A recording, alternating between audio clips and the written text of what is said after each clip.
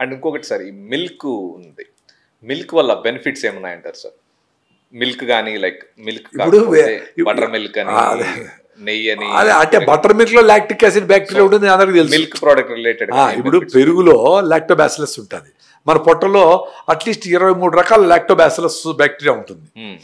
So ఈ బ్యాక్టీరియాకి మనం వాడే మంచి మిల్క్లో తోడుపెట్టి దాంట్లో పెరుగు చేసి దాన్ని చిలికేసి మజ్జిగ చేస్తే అది రకరకాలుగా ఆయుర్వేదంలో కూడా పూర్వం దాంట్లో అంటే సైన్స్ చెప్పేది లాక్టోబాసిలస్ ఉంటుంది కాబట్టి నీ పొట్టలో ఉండే మంచి బ్యాక్టీరియాకి తోడు పెడతా ఉంటే అవి యాక్టివ్గా ఉంటే నీకు B12 డెఫిషియన్సీ ఉండదు, డైజెషన్ బాగుంటుంది, నీ తిన్న ఫుడ్ నీకు కరెక్ట్గా బాడీకి అందిస్తాయి అని.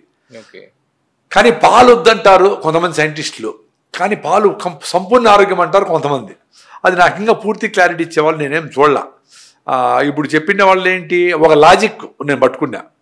ఇప్పుడు మనిషి పుట్టినాక తల్లిపాలు తాగాల, ఫస్ట్ 6 months పూర్తిగా అవి తాగుతారు, తర్వాత 3 years వరకు ఇవ్వాలా, మళ్ళీ ఏదో ఆహారం స్టార్ట్ చేస్తారు, మంచి ఫుడ్ స్టార్ట్ చేస్తారు అవన్నీ. సో వీడికి తల్లిపాలు తాగిన పిల్లలు ఆరోగ్యంగా ఉంటారు. ఎంత ఎంత పెరుగుతారు వాళ్ళు? 6 నెలలకి 3 కిలోలు 4 కిలోలు పెరుగుతారు, 5 కిలోలు పెరుగుతారు అనుకుందాం. అదే మీకు ఆవు దూడ 6 నెలల్లో 20 కిలోలు పెరుగుతుంది, ఉంటే 150 కిలోలు పెరుగుతుంది, ఇంకోటి గేదె పెరుగుతుంది. సో ఆ గేదెలో ఆ ఒంటెలో దాని బిడ్డకి ఎంత హార్మోన్స్, ఎంత స్టెరాయిడ్స్, ఎంత గ్రోత్ ఉండాలని గ్రోత్ హార్మోన్స్ అవన్నీ ఉండేట్లుగా దాని పాలలో ఉంటాయి కదా. ఎన్ని ఉంటాయని నేనేం గూగుల్ చేయలే, ఆ లాజిక్ నాకు అనిపించింది కరెక్టే కదా.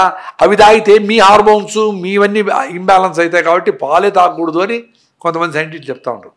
సో నాకు మా ఇంట్లో మాకు దేశీ ఆవులు ఉన్నాయి, 50 ఆవులు మంచిగా బయట తింటాయి, అవన్నీ దేశీయాలు కాబట్టి ఇచ్చేది 5 లీటర్లు 10 లీటర్లు మొత్తం చేరి, ఒకటి కాదు మాకు అంతా వచ్చేది 10 లీటర్లే.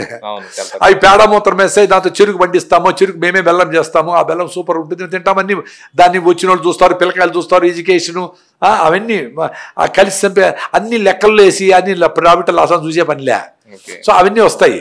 సో ఎప్పుడైతే మా ఆవు పాలు కూడా నేను అందుకని తాగడం ఎందుకు లేదు, బాగా తోడుపెట్టి బాగా పెరుగు వేసుకొని రాగి ముద్దలో కలిపేసి నిమ్మకాయ ఊరగాయ వేసుకొని బాగా తొక్కుతా, శనగగింజలు శనగలు నంచుకుంటా. నాకు ఇష్టమైన కాంబినేషన్ నేను తింటా పెరుగు.